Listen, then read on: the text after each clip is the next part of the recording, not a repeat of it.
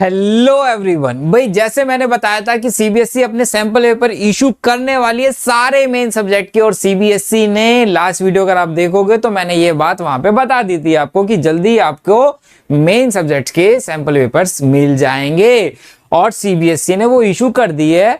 अगर आप देखो cbse academic.nic.in पे जा रहे हो तो यहाँ पे मैं मैथमेटिक्स क्लास 12 का पूरा रिव्यू करके बताने वाला हूँ कि आपका सैंपल पेपर इजी है, मॉडरेट है कि हार्ड होने वाला है। अगर वीडियो को लेकिन अगर आपको किसी भी सब्जेक्ट का चाहिए सैंपल पेपर तो कैसे आप फाइंड आउट कर सकते हो, आपको मिलेगा। साइड पे जाएंगे तो यहाँ पे देखो सैंपल पेपर्स लिखा है, यहाँ पे 24, 25 है, 12th और 10th। तो 12th पे अगर आप क्लिक कर रहे हो तो ये सारे सैंपल पेपर सारे सब्जेक्ट्स के यहाँ पे आपको मिल जाएंगे। ये सैंपल क्वेश्चन पेपर है, ये एमएस मार्किंग स्कीम है। अब इसमें मार्किंग स्कीम में अगर बड़ा क्वेश्चन है तो सॉल्व करके दिखाया है, हर स्टेप के आगे मार्क्स है कि अगर 2 मार्क्स का इस स्टेप के हाफ मार्क्स है, फॉर्मूला लिखने के हाफ मार्क्स है, आंसर के 1 मार्क्स है। इस तरीके से पूरा सोल्यूशन आपको मिल जाता है। तो यहाँ पे किसी भी सब्जेक्ट का आपको मिल जाएगा जितने भी आपके मेन सब्जेक्ट्स है, ठीक है। यहाँ पे अगर मैं मैथमेटिक्स की बात करूं, यहाँ पे अगर मैं क्लिक करता सैंपल क्वेश्चन पेपर तो मेरे पास यहाँ पे क्वेश्चन पेपर ओपन हो गया है।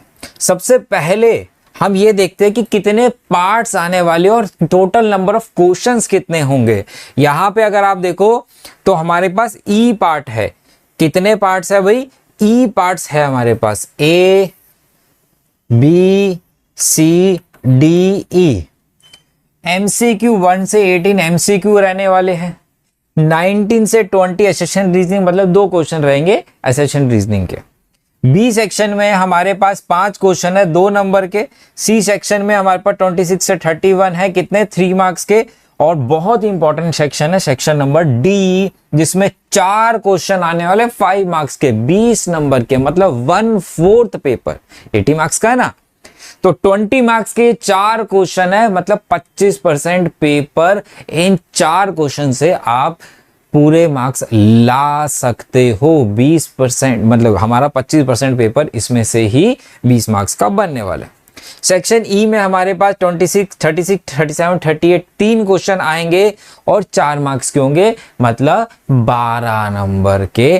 20 + 12 कितना हो गया? 32 मार्क्स के। सिर्फ और सिर्फ 7 क्वेश्चंस है आपके पास 32 मार्क्स के। तो वेटेज आपको इससे पता लग रही है कि कितनी ज्यादा है, मतलब 40% पेपर सिर्फ 7 क्वेश्चन में है। 7 80 मार्क्स का है ना, 80 × 40 अगर हम निकाले उसका परसेंटेज तो 32 मार्क्स बनता है, और यहाँ पे भी 32। तो हमारे पास 40% मार्क्स जो है वो सिर्फ 7 क्वेश्चन से, बाकी सारा पेपर 60% का है। तो अब हम यहाँ पे देखते हैं कि यहाँ पे किस तरीके से हमारे पास आने वाला है पेपर। एक बार हम उसको देख लेते हैं, ठीक है। यहाँ पे साफ साफ लिखा है ओवरऑल चॉइस कौन से सेक्शन में कितनी कितनी मिलने वाली है, ये भी यहाँ पे लिखा हुआ है, इसको आप देख लेना।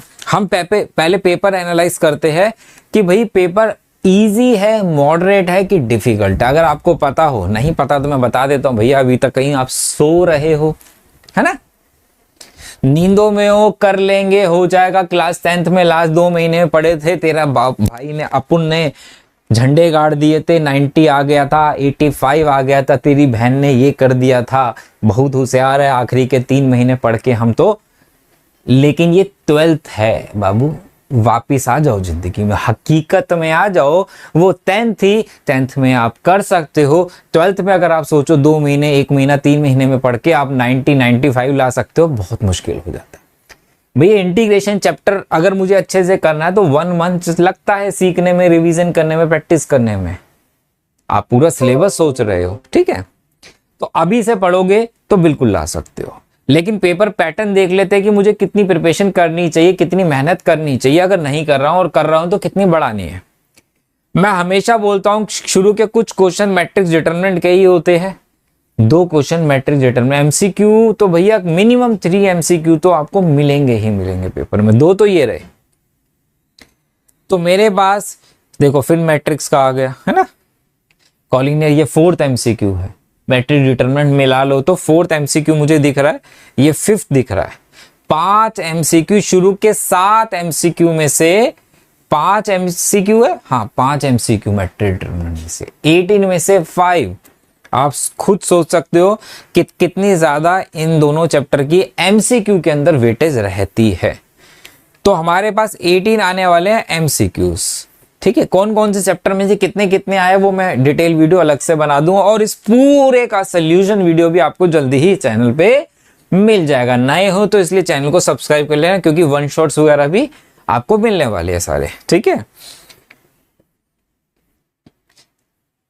एसेशन रीजनिंग के 2 क्वेश्चन है यहाँ पे। अगर देखें तो एसेशन रीजनिंग बेटा वही कर सकता है जिसका कॉन्सेप्ट बहुत अच्छा। अगर आपकी कॉन्सेप्शन नॉलेज खराब है किसी भी टॉपिक को लेके, तो सेशन रीजनिंग MCQ तो आप एक बारी को पूछ के भी कर सकते हो, वैसे तो ये भी पूछ सकते हो, उसमें हिंट लग जाता है। लेकिन सेशन रीजनिंग में कि मतलब क्या ट्रू है और क्या फॉल्स है, ये बड़ा कॉन्सेप्शनल होता है। अगर आपको कॉन्टिन्यूटी डिफिशिएबिलिटी के कॉन्सेप्ट पता है तो ये क्वेश्चन ऐसे कर लोगे, अदरवाइज फंस जाओगे। ठीक है, नहीं तो आपको सिर्फ 10-15 सेकंड लगेंगे, आप इसका जवाब दे सकते हो। अगर कॉन्सेप्ट क्लियर नहीं है तो दिक्कत में आ जाओगे। अब इस टाइप के क्वेश्चन अगर आप देखो तो मैं जब भी AOD कराता हूं तो इस टाइप का एक क्वेश्चन जरूर कम से कम कराता हूं 2 नंबर में। ये भी क्वेश्चन इस टाइप का हमेशा कराया जाता है।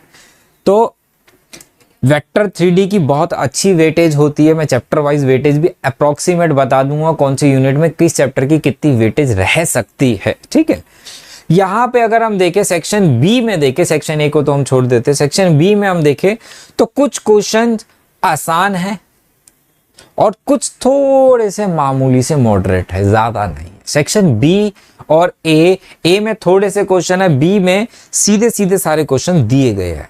लोचा इस बारी सैंपल पेपर में कहाँ दिख रहा है? जहां कम होता था घुमाता था वहां ज्यादा घुमाया है। इस बारी कहाँ है दिखाता हूं। सेक्शन सी से जहां से वेटेज बढ़ रही है वहां से इसने अपने लेवल को मॉडरेट कर दिया। पिछले 2 साल का अगर पेपर देखो तो वो मॉडरेट आ रहा है, मीडियम से थोड़ा सा ज्यादा बोल सकता हूं मैं, सारा पेपर नहीं।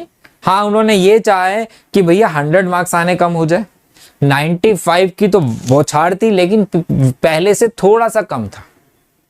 वो चाहते हैं कि बच्चों की मार्क्स 90 से कम हो जाए, 95 से कम हो जाए, 100 तो आए ही ना, कोशिश यही रही है उनकी। इसलिए पेपर का थोड़ा सा लेवल बढ़ा दो। हाँ, अगर आपका टारगेट 75-80 है और आप मेहनत कर रहे हो तो आराम से अचीव हो जाएगा।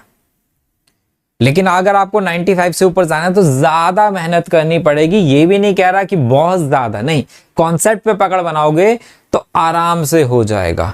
तो वेक्टर 3D में आपको बहुत अच्छी वेटेज मिलती है अप्रोक्सीमेट। हमारे पास इसका 12 से 13 नंबर का नहीं, 14 मार्क्स के दोनों चैप्टर रहेंगे वेक्टर एंड 3D के। देखिए बुक का क्वेश्चन है, परपेंडिकुलर ये बुक का क्वेश्चन है, ये भी बुक का क्वेश्चन है, ये एक्स्ट्रा में थोड़ा सा घुमाया है इसको, है ना। ये भी बुक का क्वेश्चन है, दोनों ही बुक के, दोनों ये एग्जाम्पल है, ये एक्सरसाइज 7.10 का है। ये ग्राफिकली हो गया। प्रोबेबिलिटी थोड़ी सी बाहर से बुक से नहीं है। प्रोबेबिलिटी में पिछले कुछ टाइम से ये थोड़ा सा टिपिकल कर रहे हैं चीजों को, और प्रोबेबिलिटी सच्ची में बहुत। अब सबसे गड़बड़ जो करी है वो इन्होंने इसी सेक्शन में करी है, जहां पे अभी तक देखा जाता था कि 20 आउट ऑफ 20 बच्चा सबसे पहले इसी सेक्शन को अटेम्प्ट करता था। चारों क्वेश्चन फटाफट कर दिए और 20 मार्क्स सिक्योर हो गए और कम टाइम लेता था, है ना। लेकिन यहाँ पे अभी तक 4 में से मिनिमम 3 क्वेश्चन आसान होते थे, सीधे सीधे होते थे। लेकिन इसमें 4 में से आपको 2 क्वेश्चन अब की बार इन्होंने घुमा दिए हैं। और एक चीज और देखिए, 5 मार्क्स में डेरिवेटिव का क्वेश्चन दिया है। अभी तक हमें डेरिवेटिव का क्वेश्चन दिखता नहीं था, इसके अंदर बहुत कम चांस थे कि डेरिवेटिव का क्वेश्चन हमें दिखे। AOD का क्वेश्चन दिख जाता था, इंटीग्रेशन का दिख जाता था, लेकिन इन्होंने AOI का तो डाला ही डाला है 5 नंबर में, और यहाँ पे डेरिवेटिव का 5 मार्क्स का। और ये देखो चैप्टर नंबर 4 में जो लीनियर इक्वेशंस वाला है, यहाँ पे इन्होंने बात को घुमा दिया है। एक क्वाड्रेटिक इक्वेशन दी है, 3 पॉइंट्स दिए हैं। अब ये तीनों पॉइंट्स को एक एक करके सब्स्टिट्यूट करेंगे। पहले इसमें कैलकुलेशन जाएगी, पुट करेंगे 3 इक्वेशन बनाने के लिए, और 3 इक्वेशन जब बनेगी फिर हम इसे मैट्रिक्स मेथड से, कह रहा है यूजिंग मैट्रिक्स मेथड सॉल्व करो। तो टाइम ज्यादा जा रहा है इस क्वेश्चन के अंदर हमारा, काफी ज्यादा। पहले इक्वेशंस हमारे पास सीधी सीधी गिवन होती थी तो फटाफट हम क्वेश्चन को स्टार्ट कर देते, तो ये जरूरत से ज्यादा टाइम क्वेश्चंस हमारे ले रहे हैं। इसमें क्वेश्चन करना आसान है, सोल्यूशन ग्राफिकली में उसने टिपिकल कर दिया 22x करके। अभी तक ऐसा बोर्ड एग्जाम में कोई क्वेश्चन आया नहीं है, आपकी इंफॉर्मेशन के लिए बता दूं। इस तरीके का ट्रिगो का कोई एओआई में आज तक क्वेश्चन नहीं आया है, लेकिन इन्होंने दिखा दिया भैया हम कुछ भी कर सकते हैं। ये डालने का मतलब यही होता है, हो सकता है कि ऐसा ना है, लेकिन वो बता देते कि हमारी सोच कहां तक जा रही है। भाई तू सतर्क हो जा, अगर तू नहीं पढ़ रहा है तो तू सतर्क हो जा भाई, कुछ भी कर सकते हैं। अब इसमें ये दोनों, ये वाला क्वेश्चन और ये क्वेश्चन आसान है। ये भी हमारा बुक का क्वेश्चन है मिसलिनियस का। शॉर्टर डिस्टेंस निकालना आसान होता है इमेज के क्वेश्चन से। वेक्टर्स 3D के अंदर इमेज का क्वेश्चन बहुत इंपॉर्टेंट होता है, तो इमेज में थोड़ा टाइम ज्यादा रह जाता है, शॉर्टर डिस्टेंस में कम जाता है। तो मैं तो यही प्रेफर करूंगा कि कोई सी के पास भी हो तो शॉर्टर डिस्टेंस का ही क्वेश्चन करे। अब यहाँ पे आ गया भाई हमारे पास केस बेस्ड क्वेश्चन, जो कि 3 है। पहली केस स्टडी आसान है, दूसरी case study relation and function से, पहली AOD से है, फिर हमारे पास है रिलेशन एंड फंक्शन की।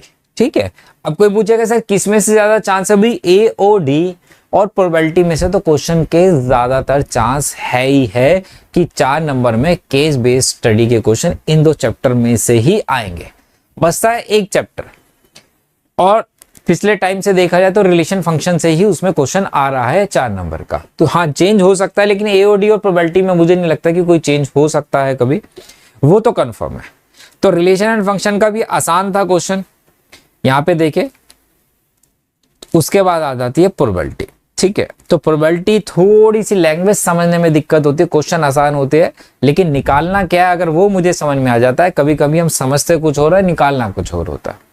तो वो बात इस पे जब मैं सैंपल पेपर कराऊंगा तो हर एक बात को डिस्कस करूंगा। अब बात आती है सर ये इजी है, मॉडरेट है कि डिफिकल्ट है।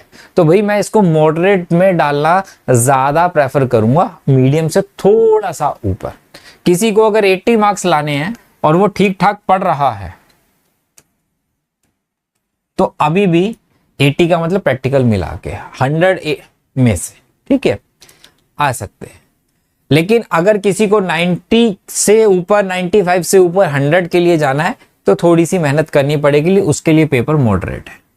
मीडियम से थोड़ा हाई बोलूंगा मैं इसको, सारे नहीं है, क्योंकि मैंने बोला ना कि आप 80 में से 60 मार्क्स का आराम से अटेम्प्ट कर सकते हैं। यहाँ पे अगर आप देखते तो 5-5 नंबर के 2 क्वेश्चन थे, तो कितने हो गए भाई, 5 + 5 10 हो गए। एक केस बेस बना लूं, ठीक है, तो 14 हो गए। 6 नंबर में कोई 2 नंबर का क्वेश्चन मुश्किल है मान लिया, 3 नंबर में तो कोई था नहीं खास ऐसा, जहां 1 नंबर में कोई है, तो मैक्सिमम 6 नंबर का और मान ले तो 60 मार्क्स का, 80 में से 60 मार्क्स का इजी पेपर है। ये 20 मार्क्स ही है जिसके पीछे दुनिया लड़ती है। लेकिन यहां पे अगर आप ध्यान दो, अगर आपके कॉन्सेप्शन नॉलेज नहीं है, अगर पहला क्वेश्चन ही अगर यहां पे देखा जाए तो बहुत सारे बच्चे देख के डर जाएंगे इसको। ये वाला अगर आप ये देखो, a into adjoint of a, this value of determinant of a plus determinant adjoint of a की, अब ये सोच के ही हो जाएगा, लेकिन ये एक प्रॉपर्टी है a into adjoint of a equal to determinant into I matrix के। वहां से मुझे डिटरमिनेंट ऑफ ए मिलता, वहां से मुझे एडजॉइंट में मिलता और ये क्वेश्चन सॉल्व हो जाता।